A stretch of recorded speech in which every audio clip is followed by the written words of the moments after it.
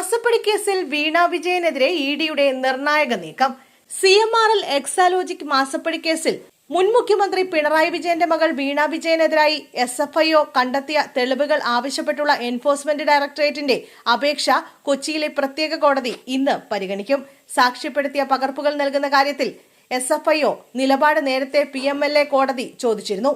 SFIO കസ്റ്റഡിയിലെടുത്ത 134 രേഖകൾ വേണമെന്നാണ് ഇഡിയുടെ ആവശ്യം.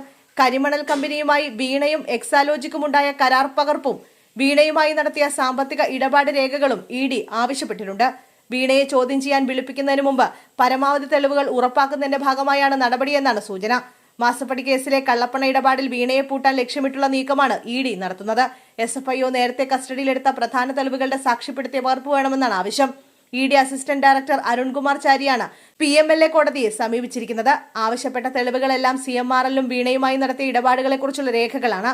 2016 ഡിസംബർ 30 CMRLുമായി വീണയുണ്ടാക്കിയ കരാറിന്റെ പകർപ്പ്, 2017 മാർച്ച് 2 എക്സാലോജിക്കും കരിമണൽ കമ്പനിയുമായി ഉണ്ടാക്കിയ കരാർ, എക്സാലോജിക് നൽകിയ സേവനങ്ങളുടെ വിശദാംശങ്ങൾ, എംപവർ ഇന്ത്യ ക്യാപിറ്റൽ കമ്പനിയുടെ ലോൺ വിശദാംശങ്ങൾ, വീണയുമായി കമ്പനി നടത്തിയ ലോൺ ഇടപാട് രേഖകളടക്കം മുഴുവൻ സാമ്പത്തിക ഇടപാട് രേഖകളും ഇഡി ആവശ്യപ്പെട്ടിട്ടുണ്ട്.